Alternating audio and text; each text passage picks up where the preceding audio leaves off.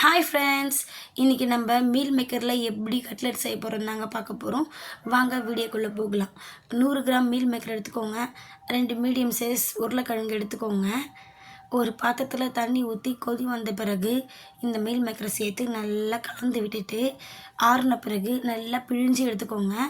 கொஞ்சம் கூட தண்ணி இல்லாத அளவுக்கு பிழிஞ்சு எடுத்துட்டு ஒரு மிக்ஸி ஜாரில் மாற்றி அரைச்சி எடுத்துக்கோங்க. இந்த மாதிரி அரைச்சி எடுத்துக்கோங்க. 2 மீடியம் சைஸ் வெங்காயம் எடுத்துக்கோங்க. அதை சின்ன சின்னதாக கட் பண்ணி எடுத்துக்கோங்க.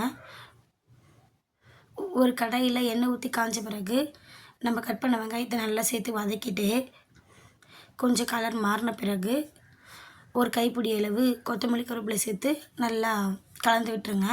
நம்ம எடுத்த உருளைக்கிழங்கை வேக வச்சுட்டு நல்லா கையிலே பிசைஞ்சு எடுத்துக்கோங்க. அதையும் கூட சேர்த்து நல்லா வதக்கிடணும். 1 ஸ்பூன் அளவு இஞ்சி பூண்டு பேஸ்ட்டு சேர்த்துக்கோங்க.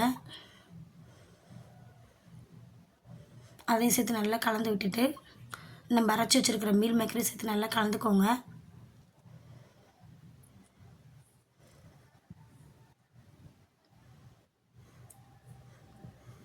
வெறும் மிளகாய்த்தூள் சேர்த்துக்கோங்க. சின்ன ஸ்பூன் இருந்தால் 2 சேர்த்துக்கோங்க. பெரிய ஸ்பூன் இருந்தால் 1 ஸ்பூன் சேர்த்துக்கோங்க. நம்மளுக்கு தேவையான அளவுக்கு உப்பு சேர்த்துக்கோங்க. 1/2 ஸ்பூன் கரம் மசாலா சேர்த்துக்கோங்க. எல்லாம் சேர்ந்து நல்லா கலந்து விட்டுக்கோங்க.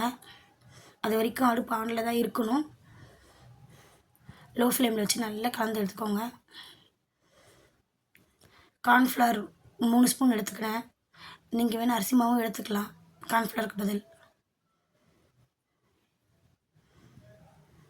நல்லா சேர்த்து எல்லாத்தையும் நல்லா கலந்து விட்டு எடுத்துக்கோங்க.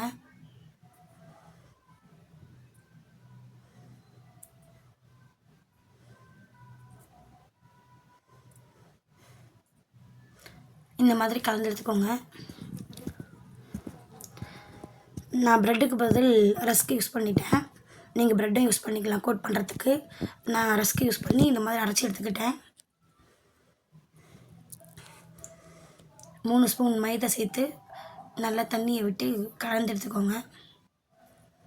அது கோட் பண்ணி நம்ம கட்லெட் செய்கிறதுக்காக தான்.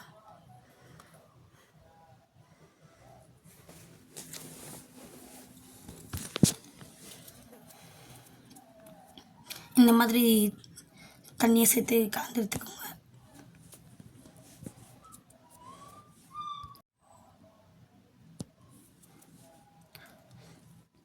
நம்ம கலந்த மீல் மேக்கர் கலவையை இந்த மாதிரி பெரிய உருண்டையை எடுத்து நடுவில் வச்சு நல்லா ப்ரெஸ் பண்ணிவிட்டு இந்த மாதிரி எடுத்துக்கோங்க. இந்த சைஸ்க்கு எடுத்துகிட்டு மைதா மாவில் நல்லா டிப் பண்ணி எடுத்துக்கோங்க.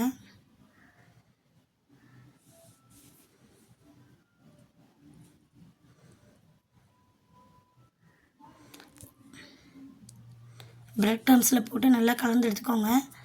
நம்ம அந்த கையோடு சேர்த்தோன்னா நிறைய பிரெட் க்ரம்ஸ் ஒட்டிட்டு நல்லா இருக்காது. கையை கழுவிட்டு தொடச்சிட்டு அதுக்கப்புறமா இந்த மாதிரி எடுத்துக்கோங்க கலந்து.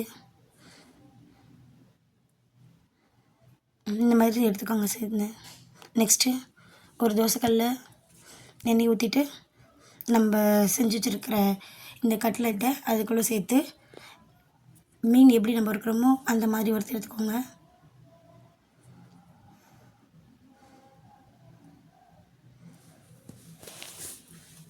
இந்த மாதிரி செஞ்சு பார்த்துட்டு எப்படி இருக்குன்னு சொல்லிட்டு கமெண்ட்ஸில் சொல்லுங்கள் ஃப்ரெண்ட்ஸ். லைக் அண்ட் சப்ஸ்கிரைப் பண்ணுங்கள் ஃப்ரெண்ட்ஸ். இந்த வீடியோ பிடிச்சிருந்தா பாருங்கள் ஃப்ரெண்ட்ஸ், எப்படி அழகாக வந்திருக்குன்னு. நீங்களும் ஒரு முறை ட்ரை பண்ணி பாருங்கள்.